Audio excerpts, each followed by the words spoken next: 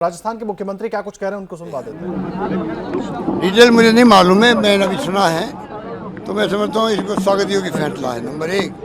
Number दो, महाराष्ट्र का जो पेंडिंग था केस, उसके बारे में भी कहा गया कि राज्यपाल का जो अप्रोच गलत था, ये उनको अधिकार नहीं था और मुख्यमंत्री ने क्यों इस्तीफा वाला दे दिया, इसलिए अब हम कुछ नहीं कर सकते, वरना फ्लोर टेस्ट होता और हमारा फैसला दूसरा हो सकता था। इस लाइन में उन्होंने कहा है, पर दोनों फैसले कम से कम एक शुभ संकेत है कि सुप्रीम कोर्ट ने कि शुरू में मैसेज दिया कंट्री को।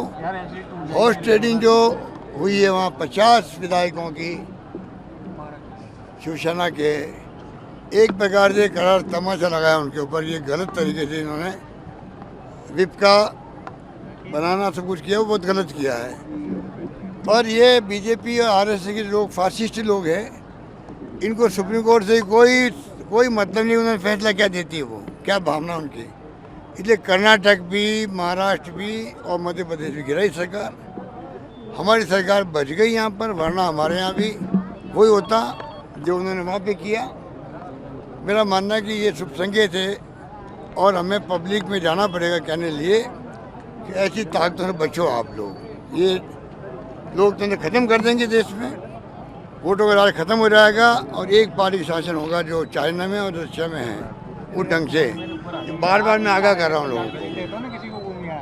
आपने खुलासा किया सर, धौलपुर में काम सर कल मोदी जी आए थे, मोदी जी ने आरोप लगाए। बहुत अच्छे काम चल रहे हैं हमारे में। जाएंगे सुप्रीम कोर्ट के फैसले पर। उन्होंने कहा है कि ये करारा तमाचा है बीजेपी को जो नई सरकार बनाई गई महाराष्ट्र में। अब हम चलेंगे हमारे सहयोगी निपुण सहगल के पास, जो पूरी कार्रवाई चल रही थी उसी वक्त निपुण कोर्ट परिसर में कोर्ट रूम के अंदर मौजूद थे और वही सारे अपडेट दे रहे थे। निपुण के पास चलते हैं। निपुण, अब जो गेंद है वो स्पीकर के पाले में है, और लेकिन वही बात है कि जो स्पीकर है वो तो उन्हीं के पार्टी का है, वो तो शिंदे का समर्थक है। देखिए, क्या एक संवैधानिक पद होता है स्पीकर का, तो यही उम्मीद की जाती है कि जो फैसला लेंगे निष्पक्ष लेंगे, और फैसला जो उनको लेना है वो किस आधार पर लेना, ये भी सुप्रीम कोर्ट ने साफ किया है। ये कहा है कि जो विप जो पार्टी का था उस समय, वो शिवसेना जो उद्धव ठाकरे खेमा है उसने जो विप नियुक्त किया था सुनील प्रभु को, वही विप थे। और भरत गोगावले जिनको विप बनाया गया था विधायक दल की तरफ से, यानी शिंदे गुट जिसके पास बहुमत था, वो गलत था। तो विप तो फिर वही चलेगा जो शिवसेना उद्धव ठाकरे गुट का था, यानी सुनील प्रभु का था। तो ये एक आधार बन सकता है। दूसरी बात, सुप्रीम कोर्ट ने यह भी कही है कि चुनाव आयोग का निष्कर्ष भले कुछ भी हो कि वास्तविक पार्टी क्या है, पर स्पीकर का निर्णय इससे प्रभावित नहीं हो सकता है।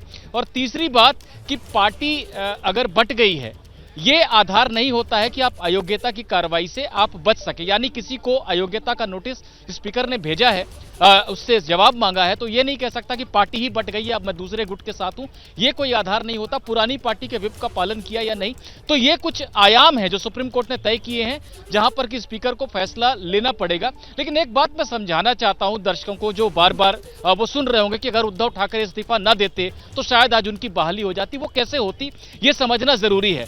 अगर उद्धव ठाकरे इस्तीफा नहीं देते तो अगले दिन यानी 30 जून को फ्लोर टेस्ट होता, और फ्लोर टेस्ट में शिंदे गुट के जितने भी विधायक हैं वो निश्चित रूप से उद्धव ठाकरे के खिलाफ फैसला देते, और आज सुप्रीम कोर्ट के निष्कर्ष आसानी से निकाल सकता था कि इन्होंने पार्टी के विप के परे जाकर अपनी ही सरकार को गिराया है, तो ये अयोग्य है, इन्होंने जो किया वो कृत्य गलत था। तो उद्धव ठाकरे की बहाली की गुंजाइश बन सकती थी, लेकिन चूंकि वो फ्लोर टेस्ट में गए ही नहीं, इसके बाद गवर्नर ने अगर शिंदे को बुलाया तो कोई गलती नहीं थी, क्योंकि उद्धव इस्तीफा दे चुके थे। ये शिंदे के लिए राहत की बात है। जी, आप रहे निपुण हमारे साथ। और देखिए, महाराष्ट्र में जब ये पूरा सियासी उथल पुथल मचा हुआ था, उस वक्त जितेंद्र दीक्षित लगातार ग्राउंड पे थे, जो कुछ हो रहा था एबीपी के दर्शकों तक पहुंचाते रहे थे। जितेंद्र, मैं आपसे सीधे तौर पर जानना चाहूंगा, अब तो सुप्रीम कोर्ट को जो कहना था उसकी तरफ से फैसला आ गया, गेंद स्पीकर के पाले में चली गई। महाराष्ट्र की जो राजनीति है उसकी तस्वीर किस तरह से बदलती हुई दिख रही है? बदलेगी या अभी जस के तस चल रही है जैसा वैसे ही चलता रहेगा सब कुछ? देखिए, फिलहाल अगर आज के आदेश के संदर्भ में हम देखें तो एकनाथ शिंदे की सरकार बच गई है, महाराष्ट्र में शिवसेना बीजेपी की सरकार जो है बनी रहने वाली है। तो जो एक खतरा था, एक जो तलवार लटक रही थी एकनाथ शिंदे की सरकार पर, वो फिलहाल के लिए जो है वो तलवार हट गई है। लेकिन अब स्पीकर को फैसला लेना है। सुप्रीम कोर्ट ने जिस तरह से कहा कि 16 विधायक की अयोग्यता को लेकर अब मौजूदा स्पीकर अपना फैसला लेंगे। जैसे ही घड़ी का काटा दोपहर 2:30 पे आए, बबीता जी का दिल सास बहू साजिश के लिए मचल जाए। और ये है इनकी बहू, पूरे दिन ऑफिस की टेंशन हो जाए गॉन जब ये करें अपना फेवरेट शो फ्री टाइम पे ऑन। इनकी तरह आप भी देखिए अपना फेवरेट शो अपने टाइम पर और डाउनलोड कीजिए एबीपी लाइव ऐप अपने स्मार्ट टीवी पर।